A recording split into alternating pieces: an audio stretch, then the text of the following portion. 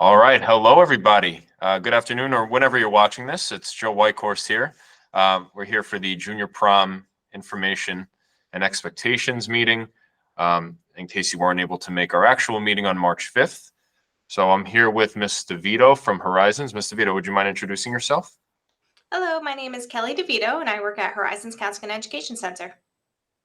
Perfect. Thank you. And she'll be coming back on in a little bit, but before I get to Ms. DeVito, what I want to do is make sure that everyone watching has a full understanding of what our expectations are and some of the information that'll lead up to Junior Prom. And again, the goal of this presentation is by the end, not only will you know all of those expectations, but you'll also know how to keep yourself safe and the right things to do, to make sure that you have a safe and enjoyable night and anytime going forward, really. So let's start off with this quickly. So as you watch the video, you'll see this QR code on the slides that I'll be going over. If any questions come up that we don't address, please use the form that this QR code will take you to submit the questions. Part of the questions will be for you to enter an email address. I will use that to answer your emails. You can also enter a phone number if you prefer that. But I want to make sure that I answer those questions since you won't be with us as we're going through this. So just starting with those that will be at the presentation or were at the presentation whenever you're watching this. So it's me and Mrs. Ferrara who are the presenters. You all should know Mrs. Beardsley and Mrs. Pano. They are your class advisors. So make sure you're in communication with them about any other specifics. And again, we already mentioned Ms. DeVito, who's we're lucky to partner with from Horizons here. So some information about the prom. It's on Tuesday, April 9th, and it's from 6 o'clock to 10 o'clock. 6 o'clock's the start time at Villa Lombardi's in Holbrook. One thing to keep note of, sometimes people ask us when they can leave. So students are expected to remain there until at least 9 o'clock, unless you make prior arrangements and inform our class advisors ahead of time to work that out. The reason we do that is so that parents, guardians, your children are there until a set amount of time. Sometimes students don't want to stay for the full 4 hours. I know you're paying for it, but if you want to leave, 9 o'clock is the earliest that you may leave without prior arrangements being made. Some expectations, really the most important thing to remember is that everything about our code of conduct is in effect at the Junior Prom. The one thing that will be a little bit different is as you enter, we're going to be doing what's called a cursory search. So really quickly, if there's any bags, they'll be opened to check if there's anything that shouldn't be brought to the prom. And anyone wearing a jacket or suit of any kind will ask that pockets are emptied. Students will all be checked to make sure that nothing against the code of conduct is brought into the prom. If anything is violated in the code of conduct, or if students are suspected to be under the influence in any way, parents will be contacted. You'll have to be picked up from the prom. You won't be able to re-enter, and there will be further disciplinary action. So please make sure that you're coming to prom ready to have a fun time, but a safe and enjoyable time.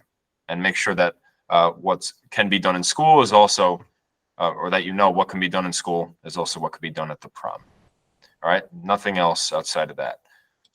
In terms of transportation, we don't encourage or discourage limos or party buses. They are allowed.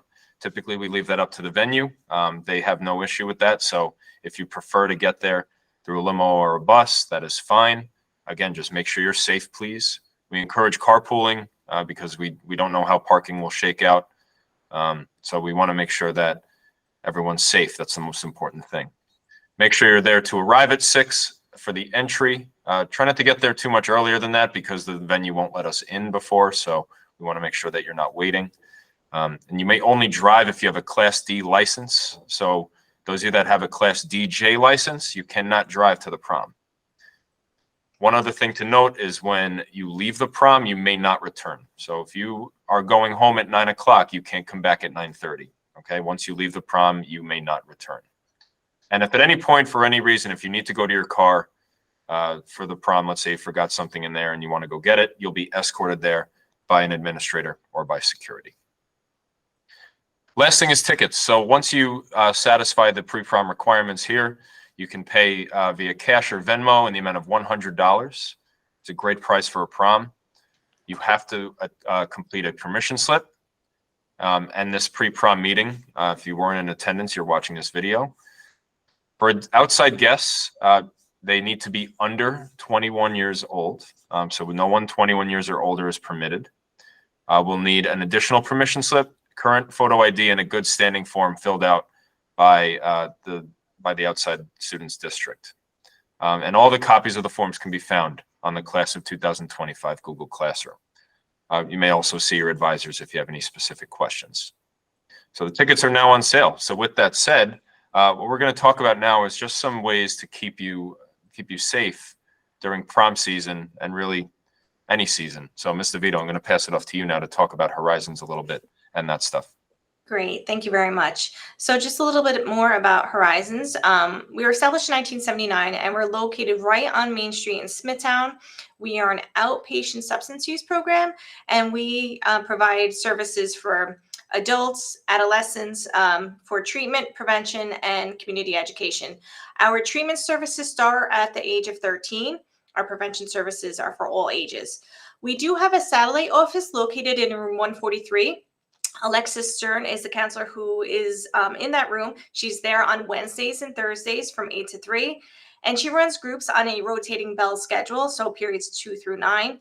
Some of the topics that are discussed in those groups do, of course, include substance use, but they do include other things as well. She can talk about coping skills, decision-making, peer pressure, healthy relationships. All of those different types of groups can also take place. So if you have any questions or interested in those groups, feel free to go down to room 143 for more information.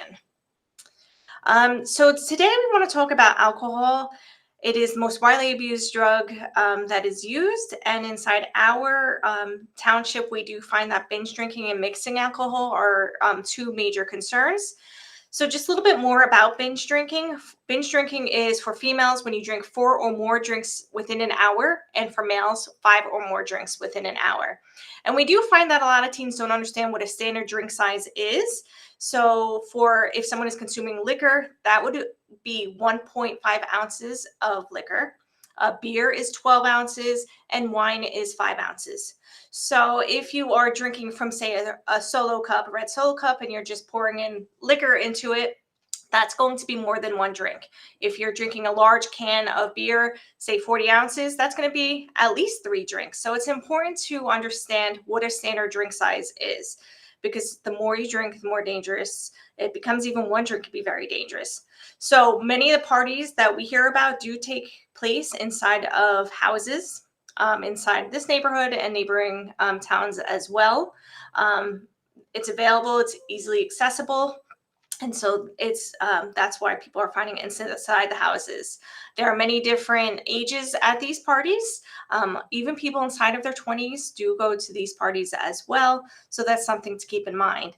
Another danger that we see when it is with mixing. So not only do people drink beer, but they'll mix it with liquor, they'll mix it with wine, different energy drinks, different combo drinks like lean, or put cough syrup in, or use other drugs while they're using alcohol. And then, of course, that can be extremely dangerous. Just some myths and facts about helping an intoxicated friend. So the only thing that can help someone who is intoxicated is time. Your body takes at least 1 hour per drink to process the alcohol. So if you give a drunk person coffee, it is not going to sober them up. It's going to make them maybe feel a little more awake for a few minutes, because caffeine is a stimulant and alcohol is a depressant. It doesn't counteract the alcohol in any sort of way. So giving them coffee does not sober them up. Having them take a cold shower also does not do that. Alcohol actually causes your body temperature to lower. And if you put them in a cold shower, that will cause their body temperature to drop as well, which of course can be very dangerous. Trying to have an intoxicated person walk it off, of course, can be dangerous because of the poor coordination that happens when you drink. And so they can have an increased chance of hurting themselves or banging their head or causing other physical injury. Lastly, don't let a friend who is intoxicated just sleep it off. That is not the best idea. Like I said, since it takes so long for your body to process alcohol, if they are passed out, their body can actually be getting more drunk during that period of time because their body is still trying to put it through the bloodstream. So if someone is passed out, it is important for you to call for help so they don't end up choking on their own vomit or going into a full alcohol poisoning. Next up is teenage drinking and driving. So it has been found that people under the age of 21 are twice as likely to have an alcohol related fatality from a car crash. So those 18, 19, 20-year-olds are have those rates. And of course, it affects everyone, even if you are over the age of 21, to not to use alcohol while you're driving because of all the increased deaths because of poor coordination, balance, depth perception, all of that is affected. And I just wanted to bring your attention to the zero tolerance law, which I'm sure you know all about since you have a license. But you have to, if you are under the age of 21, if you have a blood alcohol content of more than 0.02, you will have your license taken away because you violate the zero tolerance law. So it is important just to use healthy choices, make healthy decisions. You know yourself best. Don't let anyone else tell you what you should be doing while you're at pre-prom and after pre-prom. This is all you. You have to make smart choices and you have to learn how to say no to your friends. I know everyone understands your friends are very important during this period of time inside of your life and you don't want to say no to them. But if they're putting in a situation that is going to be dangerous or they're pressuring you in some sort of way, it is okay to tell them no, to walk away, to leave the situation because you have to take care of yourself. Some other ways to keep safe is to plan it in advance, know the guest list. So for pre-prom and for any event outside of pre-prom, know who will be there, know who the guests are, know who may be someone who could try and pressure you to do something you're not interested in doing. Come up with rules for yourself ahead of time. So while you are at home alone, just think about it so that when you're in the situation, you don't feel like you're not quite sure what to do. Find out if there will be parents at the location you're going to be at. Make sure you always have an exit strategy. Of course, never drive with an impaired person and always be aware of your surroundings. Next slide. So for our parents who are listening to this presentation as well, I just want to highlight 3 bullet points. The first one is to encourage conversation and don't lecture the young people inside of your life. You want to be able to have an open and honest dialogue with them without judgment. You want to show respect to your child's point of view. Don't get angry with them. Ask them open-ended questions. That's important. You're going to find out a lot more information and they're going to feel more comfortable talking to you. And also, if you have a family history of addiction, please talk about it with them when you're ready and you feel comfortable. Having that open dialogue will really help so that they can make the most healthy choice for themselves. There are 2 laws I just want to talk about quickly. The first one is the Good Samaritan law. So this law was made to help people who are having a medical emergency. So if they are having a drug overdose or alcohol overdose, the people with them sometimes get nervous to call 911 because they're not 21 or they're using an illegal drug and they don't want to get in trouble. But we also don't want our young people to die because of that. So the Good Samaritan law protects the person who calls 911 if that is happening. There are certain caveats to this law, but in general, if you're just at a party and your friend is overdosing or going into alcohol poisoning, call 911 and don't worry, you're not going to get in trouble. The second law is the social host law. So what this law is if you're having a party and you have people under the age of 21 who are drinking alcohol, you will get in trouble for that. So if you're at a pre-prom after party and there's alcohol, if the parents are not home, but they find out about it, they can do corrective action. So if they have an older sibling or relative go to the house to stop the party, if they have a neighbor stop the party, if they call the police non-emergency number, they will not be charged with the social host law if they do that. This law also applies for people who aren't 21. So say you have like a 20-year-old sibling and they're the ones who are in charge, they can get in trouble too, even though they're not 21 as well. So it's important to make corrective action if you know of an underage drinking party going on. And that also does include illicit substances as well. The penalties for the social host law it's a $500 fine for the first offense, and for the second offense or more offenses, it's a $1,000 fine and up to a year in jail. So make sure if you hear about an underage drinking party going on that you do take corrective action to stop it. Here is contact information for myself and Alexa and my other colleague, Maddie. We're here to help you. If you have any questions, comments, concerns, reach out to us at any time. Thank you very much. Thank you so much, Mr. Vito. And I probably should have had a disclaimer at the start of this that, I know the content of this can be a little heavy and descriptive, but it's important to have these open conversations so people know what's out there and how to handle situations appropriately. The key thing is to, seek out help if needed.